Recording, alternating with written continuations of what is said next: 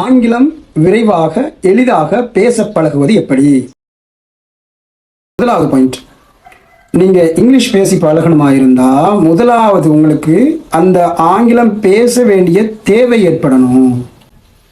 ஆங்கிலம் பேசித்தாகணும், பேசி பழகித்தாகணும், இதை விட்ட வேற வழியே இல்லை அப்படின்ற தேவை வந்து உங்களுக்கு உருவாகணும். அப்படி உருவாகாம ஆங்கிலம் எளிதாக விரைவாக கற்றுக்கொள்ள முடியாது.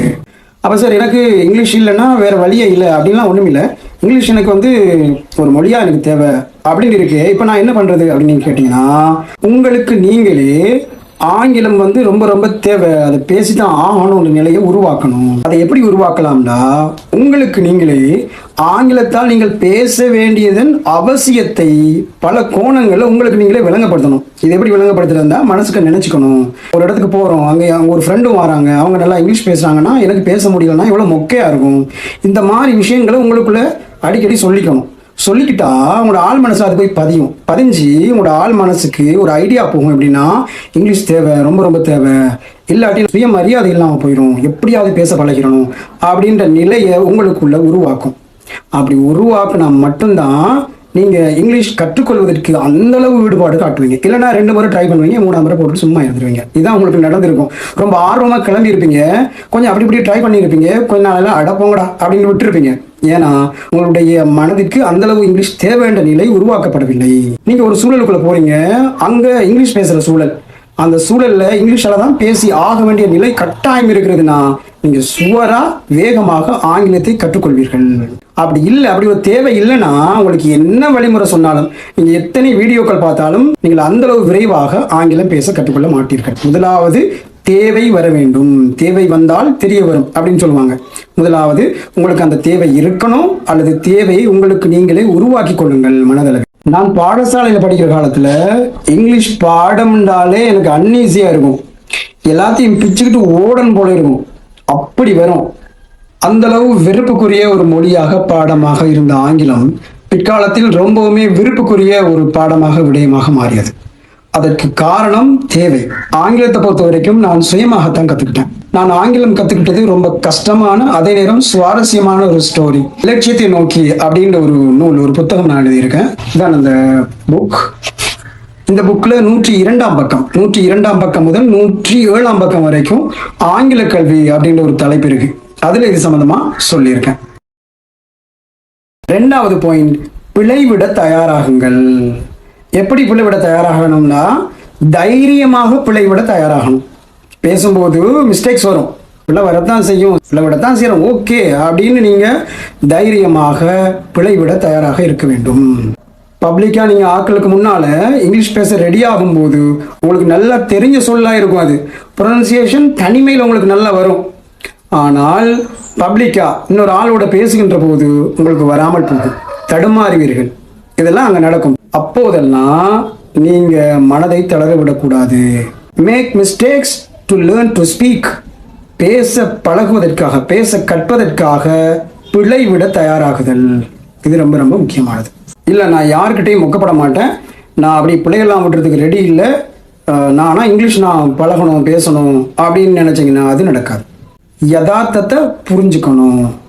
இது 2வது பாயிண்ட்.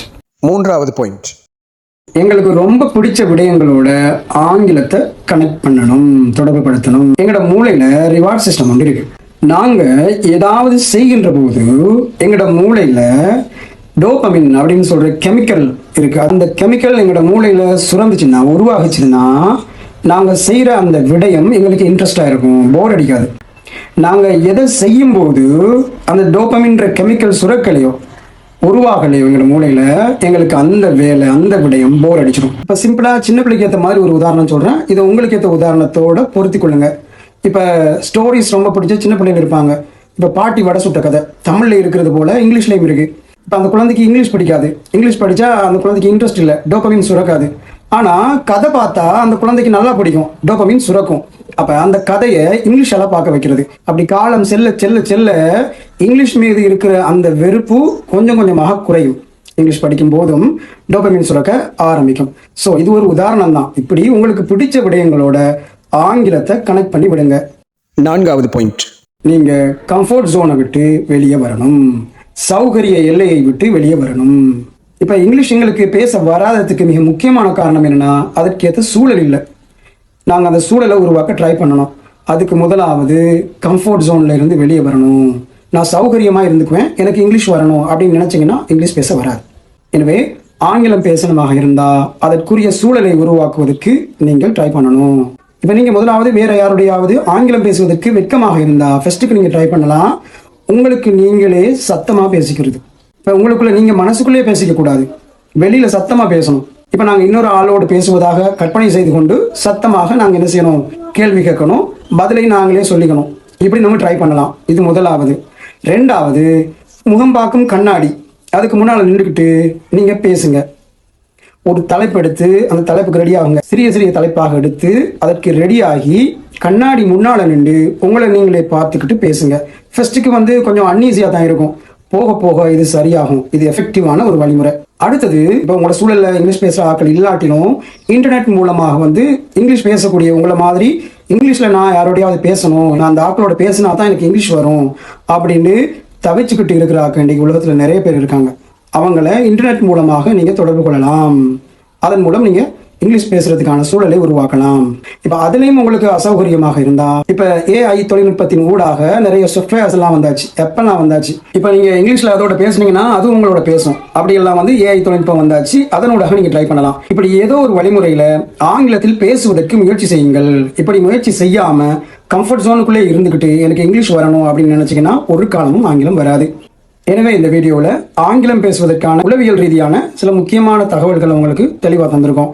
இதை நீங்கள் பின்பற்றி ஆங்கிலத்தை டெவலப் பண்ணுறதுக்கு வாழ்த்துக்கள். இந்த வீடியோ உங்களுக்கு பயனுடையதாக இருந்தால் மற்றவங்களுக்கும் கட்டாயம் ஷேர் பண்ணுங்கள்.